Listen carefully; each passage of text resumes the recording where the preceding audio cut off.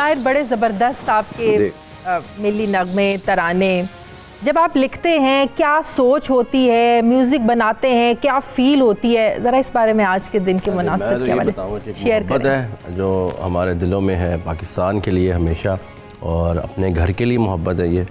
तो ये ख़ुद ही बस ये कोई किसी ड्रामे का गाना या किसी फिल्म का गाना, इससे बहुत हट के है ये फीलिंग। हाँ। ये नेचुरल फीलिंग है जो आपके दिल से आती है।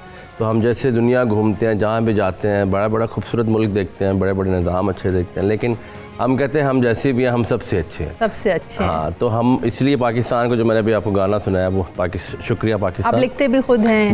मेरे ज़्यादातर तो इमरान रज़ा हैं, मेजर इमरान रज़ा। अच्छा। और वो लिखते हैं, तो ये उन्होंने लिखे हुए हैं मेरे ज़्यादातर। खलील साहब भी लिखते हैं, मैं बहुत मशकूर हूँ, उनका बहुत टाइम देते हैं, तो बड़ा अच्छा लिख देते हैं हमें।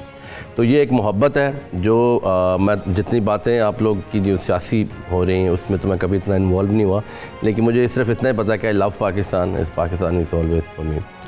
तो हमेशा मैं जो पाकिस्तान के लिए मैं कर रहा हूँ, मैं सोचता हूँ कि जब बाहर जाते हैं पाकिस्तान के ऐसे मल्ली नगमे तराने गाते हैं, तो क्या एक वहाँ पे लोगों वहाँ के जो हमारे जो पाकिस्तानी जो बाहर रहते हैं उनको देख के ऐसे उनकी आंखों में आंसू देखते हैं जैसे वो पाकिस्तान को मिस कर रहे होते हैं। तो वो एक नज़र आता है कि पाकिस्तान की मोहब्बत क्या है उनके दिलों में। फिर हमें और ज़्यादा जज्बा मिलता है पाकिस्तान के लिए कुछ करने का, अपने वे से, कि जैसे हम कुछ कर सकते हैं। तो दिस इज़ आई थिंक मैं ब्लेस्ड फील करता हूँ इसमें कि मैं हमेशा पाकिस्तान के लिए किया, और मेरी पजीराई भी मेरी लोगों से। जनरल साहब, सबसे पहले मैं डिस्कशन का आगाज़ आपसे करती हूँ। जनरल साहब, बड़ा अहम दिन है आज का। जनरल साहब, किसी मकसद को हासिल करने के लिए इसमें कोई शक नहीं है कौमों को कुर्बानियाँ देनी पड़ती है, बड़ी मेहनत करनी पड़ती है। हमारे बुज़ुर्गों ने, हमारे बड़ों ने यही किया है। लेकिन उन कुर्बानियों के बाद अगर मैं आपसे पूछूं कि जो मकासद हमें बताए गए थे, जिन मकासद के लिए इस पाकिस्तान को इतनी कुर्बानियों के बाद जनरल साहब हासिल किया गया था, किस हद तक कामयाब हुए हैं हम उन मकासद को हासिल करने में? सर जी, बहुत शुक्रिया। पहले तो मैं छोटा सा ये मैं ज़रूर कहना चाहूँगा कि हम सलाम पेश करते हैं अपने उन बुज़ुर्गों को जिन्होंने ये सोचा, ये विजन उनके जहन में आई कि हम नहीं रह सकेंगे हिंदू अक्सरियत के साथ और हमें अपना अलग मुल्क बनाना है। और ये बात बिल्कुल साबित होगी, आपने अपने इंट्रो में भी कहा है। ये जो आप बात कर रही हैं मंजिल की और रास्ते की, मेरा ख्याल है कि हम उलझ गए हैं रास्तों में, और इस चीज़ पर ज़्यादा शोर मचा रहे हैं, जोर दे रहे हैं कि ये रास्ता अख्तियार किया जाए, वो रास्ता अख्तियार किया जाए, जो कि एक दुरुस्त बात है, क्योंकि रास्तों हुई से पता चलता है कि मंजिल तक कब तक पहुँचेंगे। लेकिन मंजिल को शायद हमने नज़रअंदाज किया है। किसी भी मुल्क का जो सबसे बड़ा इंटरेस्ट होता है, जिसमें आजकल इस पर बहस भी होती है कि जी हमें इंटरेस्ट डिक्टेट कराया जाता है और मुझे बताया जाता है, that is welfare of the people of that country. लोगों का वेलफेयर। और वेलफेयर क्या होता है? वेलफेयर होता है कि आप उनको निज़ाम दें, अदल, जस्टिस, आप उनको तालीम दें, आप उनकी सेहत का ख्याल रखें, आपको उनको इक्वल इकोनॉमिक अपॉर्चुनिटीज दें। इन चार चीज़ों के अलावा और बाकी अफरोई चीज़ें हो सकती हैं। और क्या है किसी भी रियासत का मकसद, और क्या हो सकता है अभी वेलफेयर लोगों का?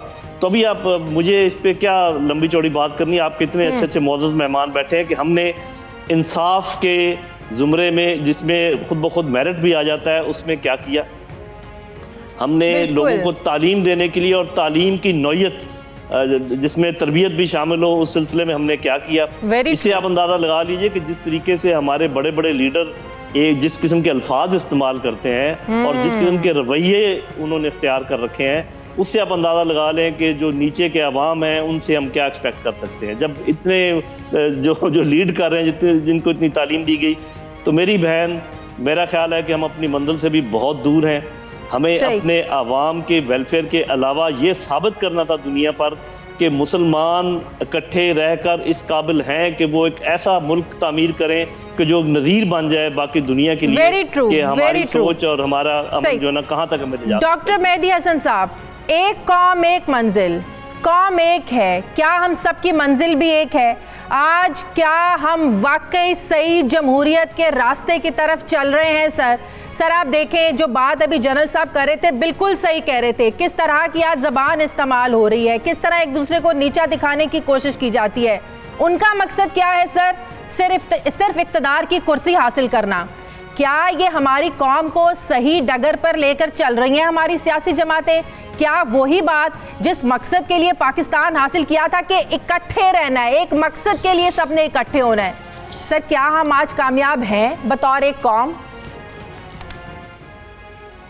देखिए, बात यह है कि पाकिस्तान का क़याम जो है ये 1937 के इंतखाबात के नतीजे के विजन में बना था।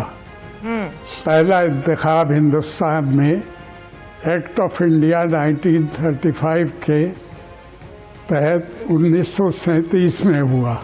हाँ।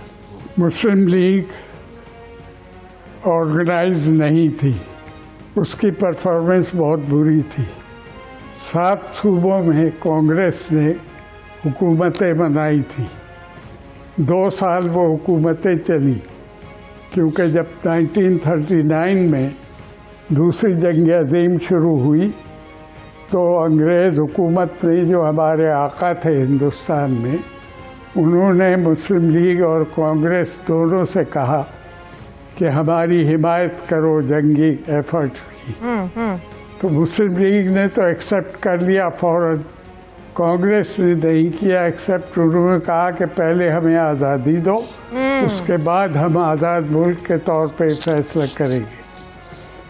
तो वो जो 1937 में जिन्ना साहब ने कहा था, कायद आज़म ने, कि कांग्रेस ने 2 साल तक जो पॉलिसियाँ फॉलो की वो जमहूरी पॉलिसियाँ नहीं थी, वो एक्सट्रीमिस्ट हिंदू पॉलिसियाँ थी, जिसके नतीजे में 1940 का रेजोल्यूशन पास हुआ। अगर कांग्रेस ने जमहूरियत पे अमल किया होता 37 के इलेक्शन के बाद, सही, तो कायद आज़म जो हिंदू मुस्लिम इत्तेहाद के सफ़ीर कहलाते थे, वो कभी अलहदगी पसंद पॉलिसी इख्तियार ना करते। तो पाकिस्तान का नज़रिया जो है वो जमहूरियत है, बिल्कुल, मगर हमारे यहाँ पहले दिन से जमहूरियत जो है वही निशाना बनी है। हमारी 72 साल की तारीख में से 35 साल ऐसे हैं जिसमें गैर आईनी हुकूमतें रही हमारे यहाँ। जमहूरियत का मतलब सिर्फ इलेक्शन नहीं होता, अवाम को मुक़्तदिर करना, इक़्तिदार अवाम को देना जमहूरियत कहलाता है। बिल्कुल, ये ख्वाब अभी तक पूरा नहीं हुआ। बिल्कुल, और उसमें जिम्मेदारी पॉलिटिकल पार्टीज़ पे आयद होती है। मैं ये समझता हूँ कि ये मसाइल पॉलिटिकल हैं। हमारी किसी पॉलिटिकल पार्टी के एजेंडे पे आजकल 130 पॉलिटिकल पार्टीज़ रजिस्टर्ड हैं इलेक्शन कमीशन के पास। किसी पॉलिटिकल पार्टी के एजेंडे पे प्रो पीपल पॉलिसीज़ मुझे नज़र नहीं आती। बिल्कुल सही कह रहे हैं। तो अवाम कैसे मुक़्तदिर होंगे, उनकी ख्वाहिशात के मुताबिक कैसे पॉलिसी साजी होगी, यहाँ सिर्फ नारेबाजी पे यकीन रखा जाता है।